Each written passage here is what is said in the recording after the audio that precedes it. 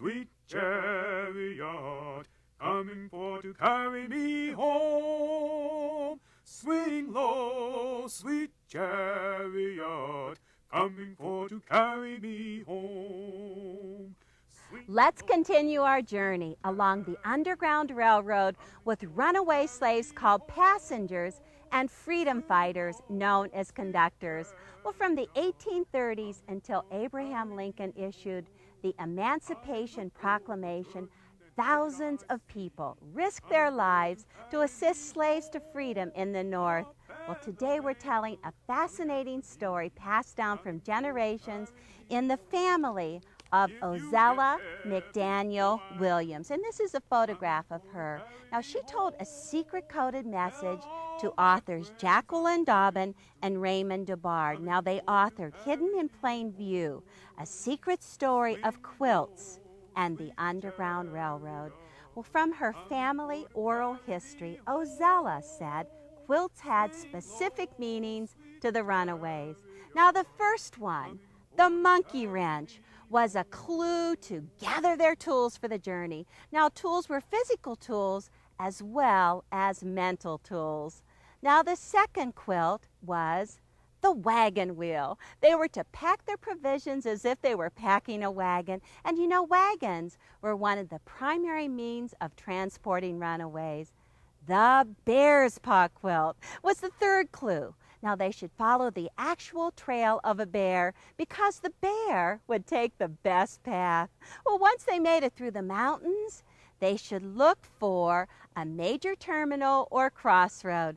And the crossroads quilt represents the fourth clue. Well, hopefully at the crossroads, there was a safe house or a log cabin that they could spend the winter in or just hide in until their boat was ready to take them to Canada. Now, Ozella believed that an actual person as a boat captain or free blacks were referred to as shoe fly, the sixth quilt that represented the secret clues. Now, these particular quilts were not necessarily used in the escape or taken along on the journey. The quilts were on the plantations, and they were teaching tools. Now, each quilt name provided information. Ozella said the quilts were hung one at a time until the clue, represented by the particular pattern, was memorized. And then as the runaways traveled north, the thoughts of the quilt patterns just might trigger a memory of the meaning. Well, through time, quilt names have always had meanings. Join me on this journey through the Underground Railroad. Carry me home.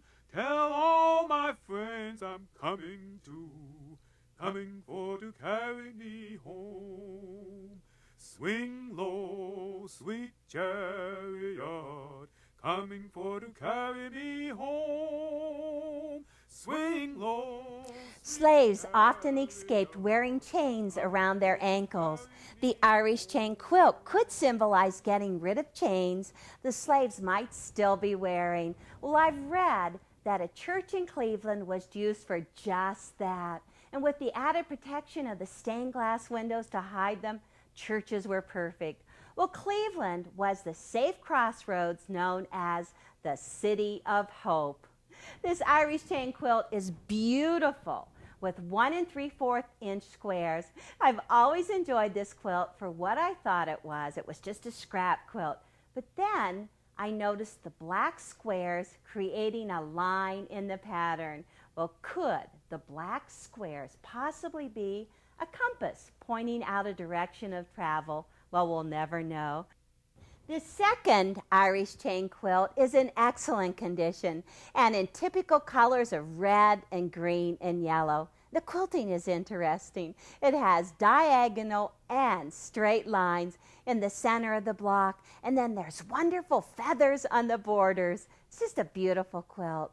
So the Irish chain quilt symbolizes letting go of the bonds of slavery. The runaways were being directed to change themselves mentally and to think of themselves as free people. Well, directing slaves to cast away their rags and dress up was a way of changing them physically. The seventh quilt in the secret code is the bow tie quilt.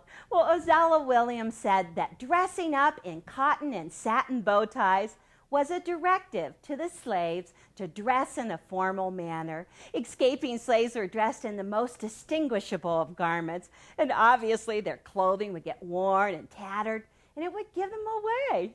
Well, this bow tie quilt is also tattered and worn, just the same as the clothing, but at least we can tell there's cotton batting inside. And the background fabrics are just so interesting. There's light gray small prints throughout. It's just a great scrap quilt made mostly of 2 3/4 inch squares, but there are a few rectangles mixed in there too.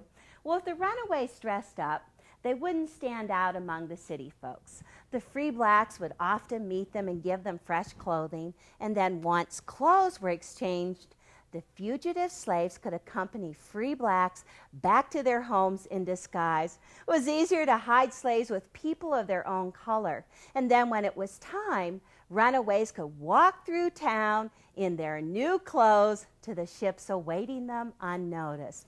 Now, you can make a bow tie block. This is what a bow tie block looks like, just one little piece like this. You can make a 4-inch square by starting out with squares 1 inch larger than the desired size. Right here, with this for the 4-inch square, you start out with 2 5-inch squares in background and dark. And you just place the pieces right sides together, draw a diagonal line right down through the middle, so a 1/4 inch seam on both sides, and then when you cut it apart, you cut it into 4ths on both diagonals. So this is what the little pieces look like. You have 4 of these, 1 of these, and let's open up another one like that. Put them together, and you have a bow tie block. Now, through history, this block has been called Big Dipper and the Yankee Puzzle. Now you just take that bow tie block and let's just turn it on its side.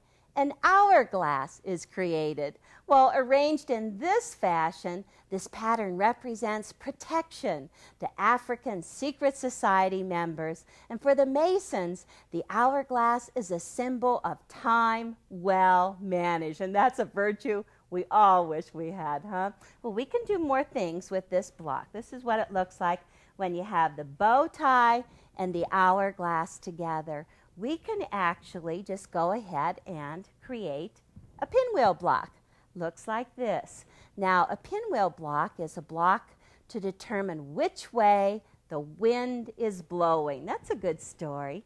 So to make this one, you just start out with 2 background squares, 1 medium square right here against the background, and then another dark square, right sides together, and you just draw the diagonal line, sew, and cut as before. But this time, you put the medium right in the center to create that pinwheel, and then all of the darks are on the outside edge of the pinwheel. Now, this is great because this is a pinwheel quilt that's made of reproduction and antique fabrics. It's just wonderful.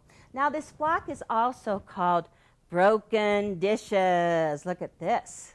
Now, broken dishes arranged on a gravesite remains to this day a superstition among Southern African Americans. Very interesting pattern. Now, I'm sure one of the most important tasks facing any escaping slave would be freeing themselves mentally and physically. You know, now you too can crack the code. Once they go to the crossroads, they built a log cabin. Shoefly told them to dress up in cotton and satin bow ties. It's a great story. Steal away. Fugitives were to take their direction, their timing, and their behavior from migrating geese. So, the Flying Geese quilt is the 8th quilt in the secret code. Now, Ozella said the flying geese pointed out the direction for the slaves to move. Well, they were to head north. And she also said geese would have to stop at waterways along their journey to rest and to eat, and the fugitives should do the same. Well, geese fly north in the spring and the summer, so it was also a good time for slaves to escape. Well, like most quilts, their patterns are known by several different names. This particular layout is called the Wild Goose Chase, with the geese flying away from the center square. And then the quilt is finished off with a sawtooth border made from piece squares. Now, the original owner certainly enjoyed this quilt. Judging from the wear around the outside edges, now it probably got stuck in the mattress springs. But you know, at least the person was lucky enough to have a mattress and not some hay or a wooden pallet to sleep on. Now, this block is called Dutchman's Puzzle, with points in 4 directions. Now, 2 are pointing up, 2 are pointing west, 2 are pointing south, 2 are pointing east. Well, you know, a clever quilter would be able to specify a direction to follow just by the use of fabric. You could put a group of triangles set aside from the rest just by the color and the fabric selection, and then sew a flying geese block positioned just right in a sampler quilt could act as a compass. Well, it's suspected that safe houses could direct runaways by the way they hung the quilt. And when I look at this flying geese quilt, I know I should head that away. Well, originally, the flying geese blocks were made with 2 different sizes of squares. This one is a 3.5 inch, and then the second size square is a 4.5 inch.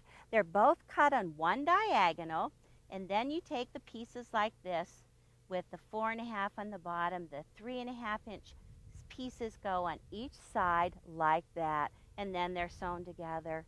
But the thing is that this piece, this part right here, is on the bias. Well, it totally amazes me how they were able to put these quilts together with the bias. Well, I guess that just says a lot of quilting hides a lot of sins.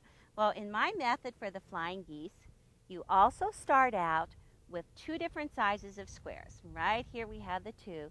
The top one is 7.5. The bottom one is 9 inches. You take and you center the smaller one right on the larger one. Once it's centered, then you draw a diagonal line down through the center, and you sew a 1/4 inch seam on both sides and just cut it in half. And so when you open it up, you have a piece that looks like this, rather strange looking.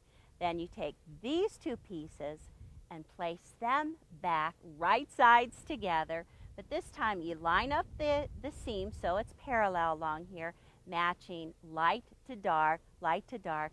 Draw another diagonal line, sew on both sides with that 1/4 inch seam. And then when you open it up, doesn't really look like flying geese. But if you cut it in half, then you've got 2 here on this side, 2 on the other side. And we actually use a ruler to just go ahead and square it up so that it's perfect. In the end, there is no bias on the outside edges. Well, now that we're pointed in the right direction, let's continue on our journey. Got long to stay here. The Drunkards Path quilt is the 9th pattern of the secret code. Now, slaves were to move in a staggering fashion so as to elude any following slave hunters, and they should even double back occasionally on their tracks just to confuse slave catchers who were pursuing them. Well, the actual Drunkard's Path itself does make you dizzy. This is a very traditional one made with just 2 colors, the red and white, and the little block itself is just 2.5 inches square. And then this quilt is finished off with a simple border, and it's mitered right here in the corners. It's just wonderful. But the technique is as straightforward as they come. There are just 2 pattern pieces in the quilt. Now this one is just a little square. It has a corner chunk bit right out of it, and then it has a quarter circle. Now this quarter circle is actually larger than the missing chunk, so you can't use this part right in here. Now you need to have 4 dark and 4 background of each of the patterns, and then you just place the quarter circle. Let me see if I can get this lined up like this. You take it, place it right here in the corner, and you back stitch. And I have one that I already did. Right here it's back stitched in the corner, and then you just stretch the devil out of it as you sew it together. Now this quilt is made up of 2 blocks. One that looks like a snowball with the quarter circles in the corners, and then the second block is this one, and it has a pinwheel center. Well, the 2 blocks are alternated to give this finished quilt. Oh, it's just great. Now this pattern serves its purpose well as a staggering path, but as history progressed in our country, superstitions followed the drunkard's path. Well, a young girl was not allowed to sleep under one for fear she may marry a man fond of drink, and a young boy could not sleep under one for fear he may become one. Well, let's just stagger on to our last quilt in the secret code.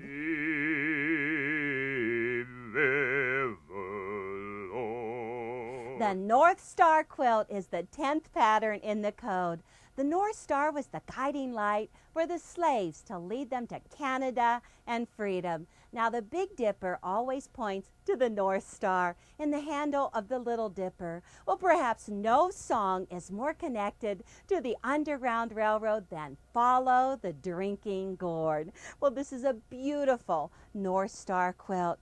The little red star is the North Star, and then it's intertwined with larger navy stars. Now actually it's made with flying geese patches. It looks like star points, but the geese are made with squares. Well, following stars meant to follow certain constellations, and the North Star was also important to navigation. Oh, the boat owners who took the slaves from Cleveland or Detroit to Canada followed that star. Now another symbolic star is the Star of Bethlehem, leading the wise man to Jesus. Now this one is very striking in reds, the double pinks, and the polka dots. The pieces are diamonds, and if you look at this spot, you may identify it as blood. Oh, and what a superstition. Now, this blood was a sign of bad luck. So throwing a quilt over the roof would bring good luck. So when the quilts were finished, they just threw it over the head of the house. That brought good luck. Well, this scrap quilt is also made of diamonds. They're strip piece diamonds in indigos and shirting. And then the stars are set together with butterscotch, with poison green, oh, and some red. Oh, I just love all of these colors together. Well, the North Star is the last quilt in the secret code passed through the Williams family history. Now, see if you can identify the last 3 blocks. The flying geese stay on the drunkard's path and follow the stars. Oh, don't you want to go to that gospel feast, that promised land, where all is peace? Oh, deep river. Harriet Tubman was one of the most well-known conductors on the Underground Railroad, leading over 300 passengers to safety in the North. When she first planned her escape in 1849, she gave away a quilt to learn more about the Underground Railroad. Now, here's a photo of Harriet Tubman.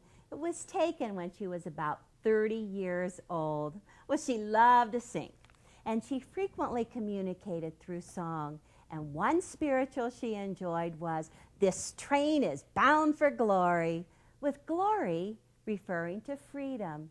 And then, "Swing Low, Sweet Chariot" was Harriet Tubman's favorite song.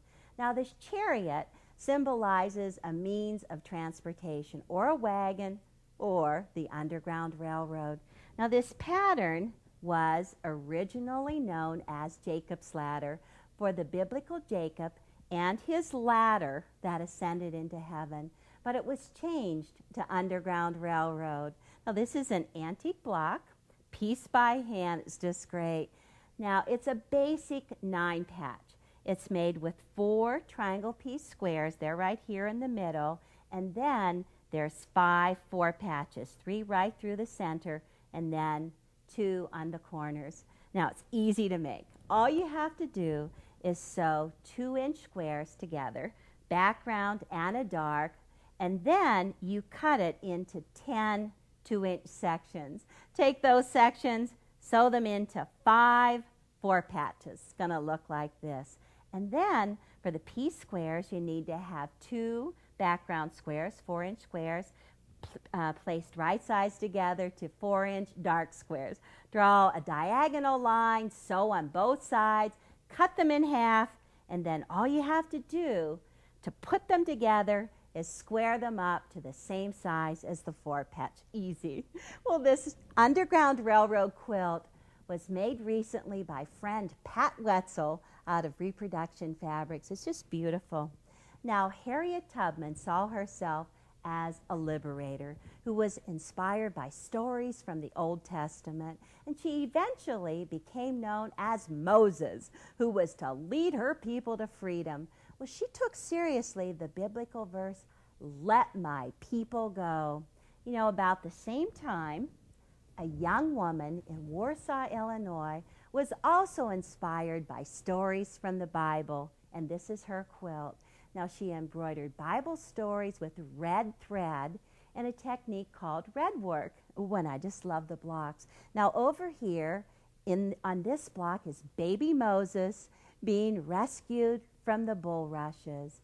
And then we have the Good Samaritan at the well. It's a good one. And Lot, who is turning back, Lot's wife, who's turning back to see the burning city. And then she's just turning into stone. That's the way the story goes. And then down here, we have Jacob's ladder ascending right into heaven. Well, this unknown quilt maker stitched these pictures as her husband went off to fight in the Civil War. And unfortunately, he never returned. He was killed on a battlefield only 15 miles from their home. So in remembrance of him, she decided to finish the quilt, and it's just beautiful. Now, spirituals accompanied Harriet and the fugitives from the time of their departure until their arrival in Canada. Well, Tubman recalled how excited she and her fugitives became while crossing a New York railroad suspension bridge. In the railroad car, in the midst of strangers, they broke into song, and this is their song. It's such a good one. It goes, "I'm on the way to Canada, that cold and dreary land. The sad effects of slavery I can't no longer stand. I've served my master all my days without a dime reward, and now I'm forced to run away to flee the lash aboard.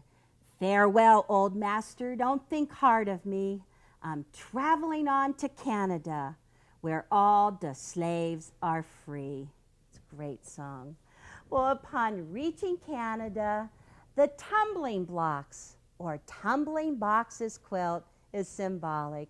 The runaways have reached their final destination. It's time to unpack boxes and settle into life as a free person.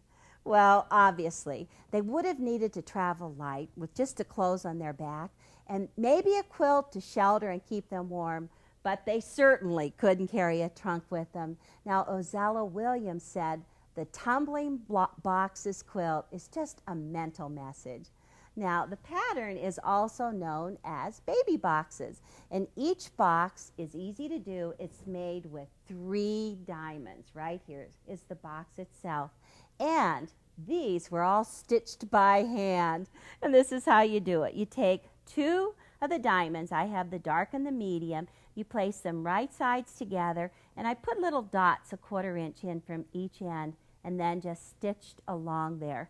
And then when you open them up, this is what you have like this. Now, the third one is set in, and that's the light one. So I just placed the light one right sides together, put those little dots 1/4 of an inch in, stitched right along there. Now when you open that up, you literally take this piece, pull it over to the other diamond, and stitch along there. Actually, it's not too hard to do. Now you can also make tumbling blocks with the diamond log cabin blocks. You just start in the center with a diamond, and you assembly line sew strips around the outside edges. Now these strips are cut on the 60-degree angle. Well, what a time for celebration. It was time for the fugitives to unpack their boxes. For indeed, the gospel train had carried them safely to freedom.